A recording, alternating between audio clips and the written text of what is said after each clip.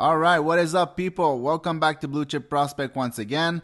Today, it's not going to be a scouting report. I thought it would be fun to go through my rankings for the first round since the draft is coming up by the end of the month. And since it's pretty obvious that I won't have the time to make a video on each individual prospect that I would qualify as a first round caliber player, I thought I'd go through my top 32 with a mini scouting report for each player. That way, you can have an idea of what I think about all the top players in this draft. Let me know in the comments if you like the formula or not so I can correct it as we go. Alright, so one thing that is important to understand here before I start is that this is not a mock draft. This is not a ranking of which player I think each team are going to pick on draft night. This is really my personal ranking. Every year when I create my top 50 to 70 players, depending on how many players I could watch, many factors comes into consideration like age, type of game projection, position, and all this good stuff. I grade the tools of every single player I watch, but I highly consider stats. For example, Edward Chala sometimes can look unstoppable, but it's not consistent and the stats are just okay. So even if he's sometimes look like a top 8, top 7 toolkit, I can't put him there because of his stats and consistency issues. Also, for some people, size isn't really that important, but for me, it really is. It's a difference maker. Not that I would pick a low production 6'6" player with no toolkit over a 5'10" very skilled player with production, but for example, I would rank Daniil Boot over Jaden Perron all day, every day, because even though you could most likely give the edge to Perron on a skill level, Boot isn't that far behind, but he's 6'5". One of the reasons for this is that if you filter the NHL by players equal to or under 5'9", the list of top 6 or top 4 player isn't very long. So for my personal rankings, you would need to be an exceptional player at something to be ranked in my first round as a 5'8", 5'9" player. Past the first round, that's where I would start taking more risk with players like Perron or Brindley. I also try to rank players by potential and will most likely rank a player with top 6 potential over a middle 6 or bottom 6 potential player. But I will take into consideration the risk factor of both players reaching their ceilings. So again, I ranked a player like Charlie Stramel over players like Timur Mukhanov or William Whitelaw, even though those two players are 10 times more dynamic than Stramel. But Charlie has a very high chance of reaching that third line or middle 6 players ceiling, while players like Whitelaw could very well end up a top 6 players, but there's a lot of risk associated to that projection. But anyways, if you have any question about why this player over that player, just ask in the comments and I'll answer you. So without further ado, let's get this started. There are many players left on the table that I think are first round worthy, but for example, Otto Stenberg, Anton Wahlberg, Gavin Brandley, Jaden Perron, David Edstrom, there's many, but there are two players that it pains me to leave out of the first round, and it's my boy Timur Mukhanov and my other boy Ethan Gauthier. So they're going to be my honorable mention, and after that we're going to jump to the top 32. So my first honorable mention is Timur Mukhanov. I talked about the fact that I'm not the one to place a 5'8" player in my first round unless they excel at something, like Caulfield for example, but Mukhanov is like a smaller, less dynamic version of Zach Benson. He's super skilled, not a great skater, but a good skater who can really shoot the puck or create for his teammates while being a little energy ball in all 3 zones. And like I said, like Benson, he's small, but he plays much bigger and isn't afraid to play within the dotted lines and get to the puck, to the board, or in the corners to get the play going. Stats-wise, it's not great. He was over a point per game in the MHL and scored 8 points in 31 games in the VHL, which is like the Russian AHL if you want. It's not a great production, and we could see that it was harder and not easy to adapt to older, bigger, faster player, but he's a June 2005 birthday, so he's very young and he has that compete and work ethic to get better and adapt and even maybe make it to the NHL. Second honorable mention is Ethan Gauthier. Gauthier is a hard-working player that stood out every time that I watched Sherbrooke Phoenix. He had 69 points in 66 games, which is not the most impressive production, especially for the QMJHL, but his game is very projectable to the NHL. He isn't the most skilled player out there, but he's a physical, hard-working player with skills. He makes me think of Yanni Gould with more physicality back in his QMJHL days. A guy who will work hard every shift, skate hard on the forecheck, battle to get into scoring position, and create space by creating confusion and disruption. He's not a home run pick by any means, and he will most likely be a middle six player that can move up and down the lineup, but he's certainly a player that will help a team win games with his physicality, his skills, and his work ethic. Before we jump to the actual top 32, I wanted to take the time to say thank you to everyone who has subscribed to my channel. I reached 1,000 subs last weekend. It's a small number for YouTube, but it's a number that I did not expect to reach when I started this channel, or even 2-3 months ago when I was at like 90 subscribers or so. Anyways, thank you, and for everyone else, if you enjoy the content I'm making, please take the time to like and subscribe. It helps me a lot and it's really appreciated. Alright, so into the top 32 now, and at 32 I have the enigmatic Casper Altinen. Every year, we seem to have a Finnish player who was seen as a top 10 player but ended up having an underwhelming season. Last year it was Lambert, before that it was Aturati. Some of that is probably due to the league, and some of that is probably due to the player development being non-linear, but Halttunen scored 1 single point in 27 games in Liga. That's not a lot. That's as low as it gets in terms of production, but he did have a great U18 with 6 goals, 10 points in 5 games. He also had a much better production in the U20 league in Finland, where he scored 24 points in 18 games and basically 1 goal per game. I mean, it's obvious that the jump to the Liga was too much for him, but he also averaged only 6 minutes 47 of ice time in a very tough league to get going offensively. I think after a while, it kind of destroyed his confidence and it just got worse from there.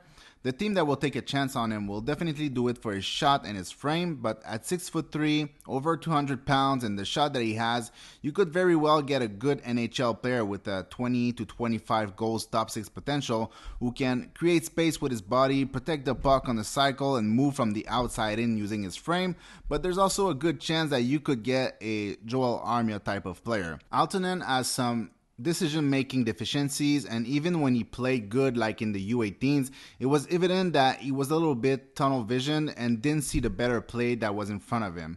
He's also not the best skater, but overall the offensive skills are there and he can also be physically dominant when he wants to. Now, it's all about bringing everything together and getting the skating to a better level and getting some consistency in using his physical advantage to create offense. He's another player that's very young. He's a June 2005, so he has plenty of time to work on his game. At number 31, I have Charlie Stramel. Stramel is another big boy that I have in my first round that is very limited to be there. Number 31 and number 32 could very well be switched with some of the players I've mentioned in my honorable mention, and I'd be fine with it. I just think that those two have a higher chance of making it or playing higher in the lineup. Stramel is also one of the oldest player in the draft, being an October 2004 player, so when you add everything together, the age, the production, it doesn't look too enticing, but I think there's a good player somewhere in there. Obviously, 12 points in 33 games doesn't look good, but Wisconsin as a whole didn't look good, finishing dead last in the Big Ten. So there's that. Again, with Stramel, it's the whole package that's enticing. He's 6'3", 2016-pound center who plays with a ton of physicality.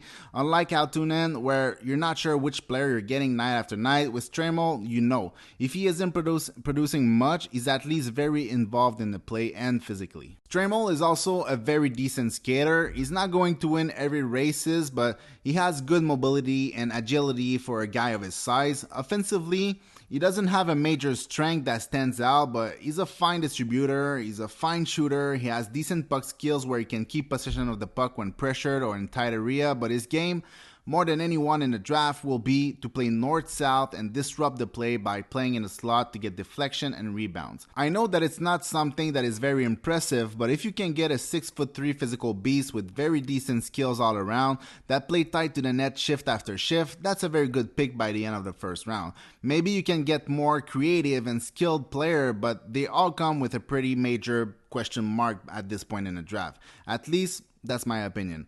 I know I'm selling him short, and I know it's hard to get hyped by my description, but if in the end you get a Tom Wilson without the fighting and boneheaded decisions, or a Tanner Janot type of player at 31, I'd take it and run. At number 30, I have Bradley Nadeau. I think that he deserves to be higher in the draft, but the depth of the draft make it hard to place him higher. But anyways, Nadeau has a lot going for him. Offensively, he is very well rounded, but his shot is his main selling point. Nadeau had a very good season in the BCHL with 45 goals, 113 points in 54 games, putting him first in the BCHL and over players like Newhook or Kerfoot in terms of point production. He is not as dynamic a skater as Newhook, but he is a much better shooter. I think offensively he's better at everything. Newhook's game was all about speed and nothing else but speed, speed, speed. Not a bad player at all, but very one-dimensional if you ask me. Nadeau is very good skater too. He's very good in transition. He is very explosive and can get to open space in the blink of an eye to release his one-timer that is also one of the very best in the draft. And like I said in my top 10 shooter video, when he shoots the puck, whether it's in movement, at a standstill, or one-timer, it looks like a legit iron NHL shot. It's heavy, it's extremely fast and extremely accurate. He can pick corners from everywhere, and I have no doubt that he will beat goaltenders in the NHL.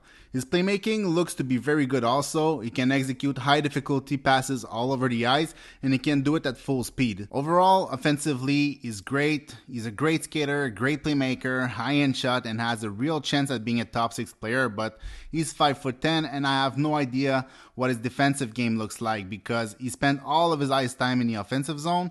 Will he bring value at 5-on-5 where most of his work will be done on a man advantage? That's the question. I root for him and I hope he can replicate his work in the NCAA next year. At number 29, I have Cohen Ziemer. Ziemer's career starts and ends with his skating. It's bad and he needs a ton of work in terms of power and in terms of stride mechanic. It's all over the place. He's sometimes standing upright and sometimes completely hunched over and generate nothing out of it. Not just to get to places, but also to keep up with the play.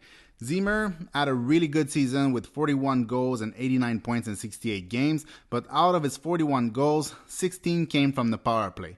That's the same amount as Bedard, who scored 30 more goals. So I'd say that's a lot, but there's no denying his offensive talent. In the offensive zone, once he gets there, he's a major threat. He can do everything at a high level. He has a very, very good shot that is explosive. He can pass and create for his teammate. He understands the offensive game really well, and he has great hands and has a tendency for spectacular goals and plays. He has all that, but he can also get to the middle, play physical, shoot from the slot, handle the puck in tight, create space using his body, and slip passes to open players. Offensively, he's got what it takes. Defensively, he's not consistent in effort and placement.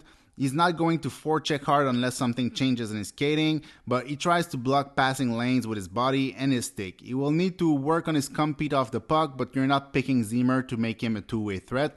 Most of what he will give you will be in the offensive zone, and for him to give you anything in the offensive zone, he will need to work on his skating a lot. Maybe he's like Jason Robertson and he finds a way to be a constant threat despite of the skating, or maybe he somehow brings it up a couple notch and becomes a very dangerous player.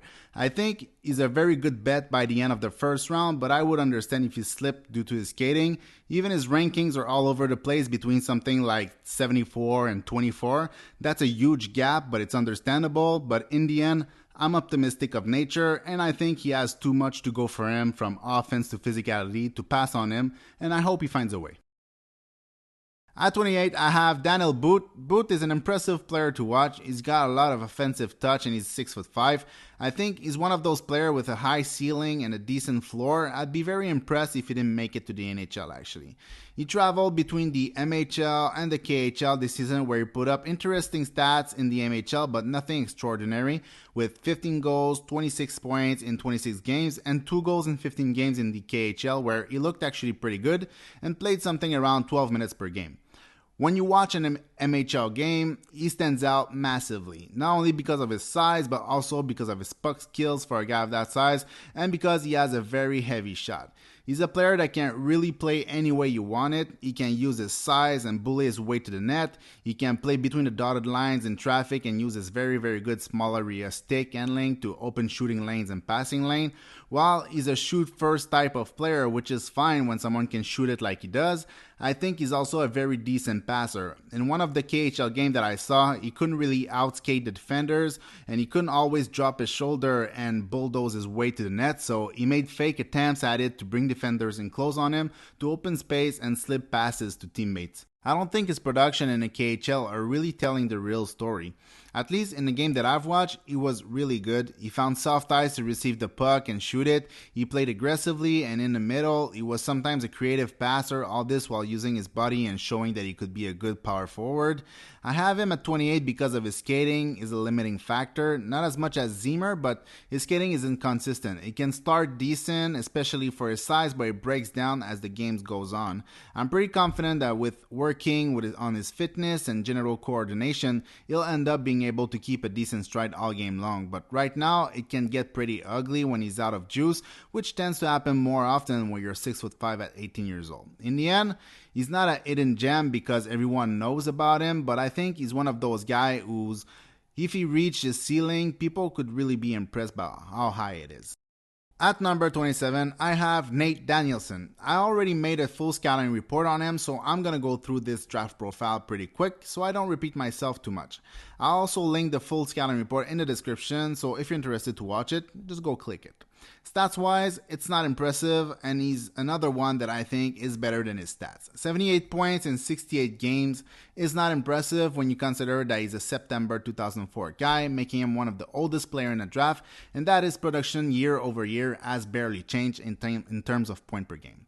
He does have some quality tools though. He is a very good skater with a dangerous shot and a great hockey sense. He's not the most prolific playmaker out there, but he can find passing lanes and pocket of space quickly and plays the puck there without issues. He doesn't have great hands, but he can use his 6'1", 6'2" frame to keep the puck away and keep possession.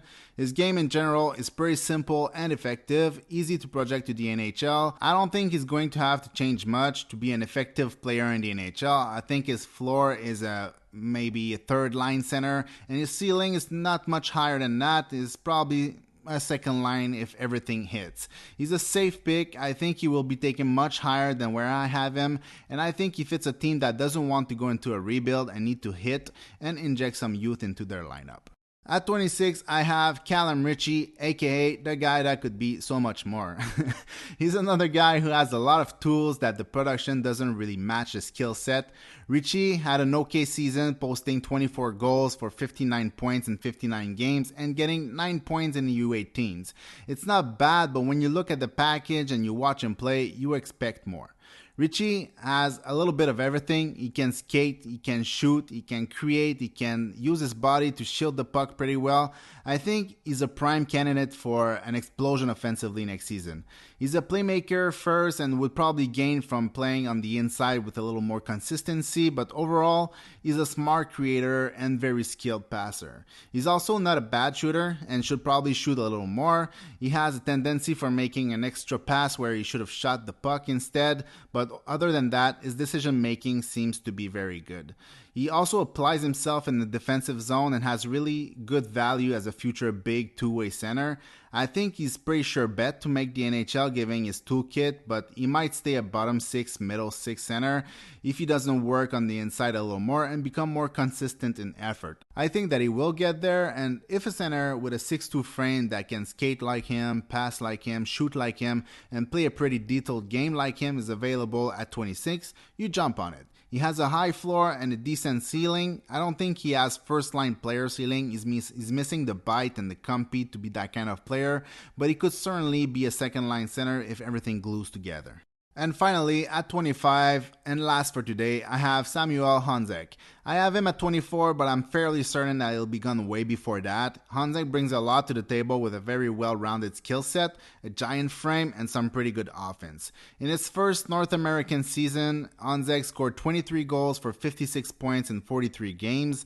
He was also on the Slovakian U20 team, but could only play 2 games before he got injured. Honzek is the opposite of Ritchie. He doesn't have the same skill level in terms of passing ability and puck handling, but he makes up for it by playing hard, working hard, and competing hard, and driving the middle lane with consistency.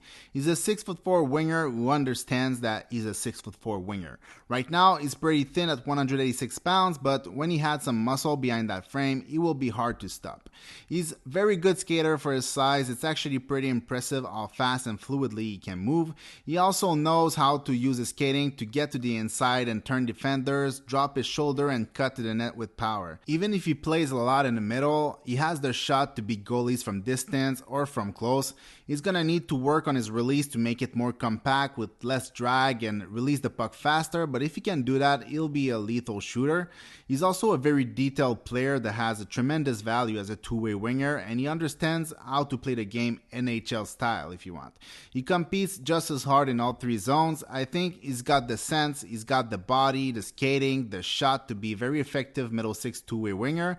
The limiting factor for me is the puck skills under pressure or in small area. I'm not sure how well he can handle the puck in tight, close to his feet and under pressure, but if he cleaned that up, he could have a Nichushkin type of player profile. Alright people, that is it for today. Next video will be 24 to 15. Let me know if there's something you'd like me to add in those videos. For example, would you like more depth in each player profile, or is it fine like that? Just let me know. Anyway, hope you enjoyed. Thanks for watching. See you in the next one. Peace.